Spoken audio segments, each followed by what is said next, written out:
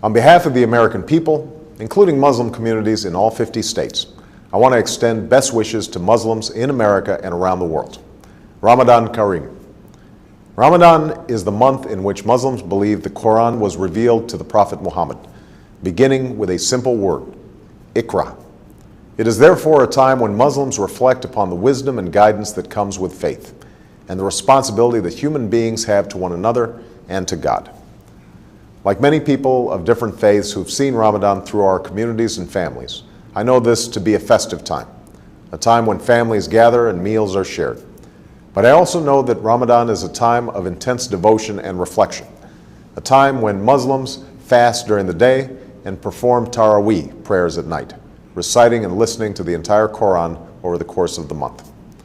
These rituals remind us of the principles that we hold in common, and Islam's role in advancing justice, progress, tolerance, and the dignity of all human beings. For instance, fasting is a concept shared by many faiths, including my own Christian faith, as a way to bring people closer to God, and to those among us who cannot take their next meal for granted.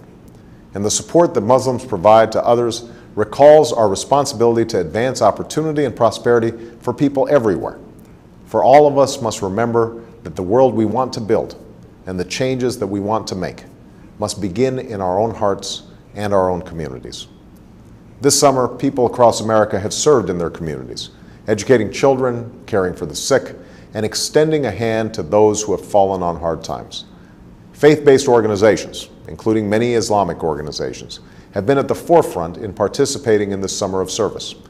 And in these challenging times, this is a spirit of responsibility that we must sustain in the months and years to come.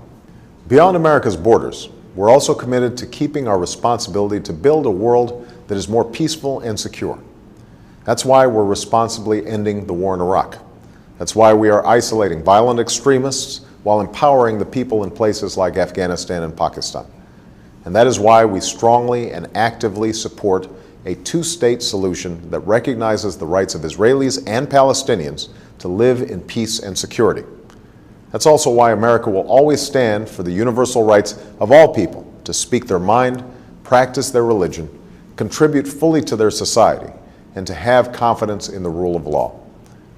All of these efforts are a part of America's commitment to engage Muslims and Muslim-majority nations on the basis of mutual interest and mutual respect. And at this time of renewal, I want to reiterate my commitment to a new beginning between America and Muslims around the world. As I said in Cairo, this new beginning must be borne out in a sustained effort to listen to each other, to learn from each other, to respect one another, and to seek common ground. I believe an important part of this is listening. And in the last 2 months, American embassies around the world have reached out not just to governments, but directly to people in Muslim-majority countries. And from around the world, we have received an outpouring of feedback about how America can be a partner on behalf of people's aspirations. We have listened, and like you, we are focused on pursuing concrete actions that will make a difference over time, both in terms of the political and security issues that I've discussed, and in the areas that you have told us will make the most difference in people's lives. These consultations are helping us implement the partnerships that I called for in Cairo, to expand education exchange programs, to foster entrepreneurship and create jobs, and to increase collaboration on science and technology while supporting literacy and vocational learning. We're also moving forward in partnering with the OIC and the OIC member states to eradicate polio, while working closely with the international community to confront the common health challenges like H1N1, which I know is of particular concern to many Muslims preparing for the Hajj. All of these efforts are aimed at advancing our common aspirations, to live in peace and security, to get an education and to work with dignity, to love our families, our communities, and our faith. It will take time and patient effort. We cannot change things overnight, but we can honestly resolve to do what must be done while setting off in a new direction toward the destination that we seek for ourselves and for our children. That is the journey that we must travel together. I look forward to continuing this critically important dialogue and turning it into action.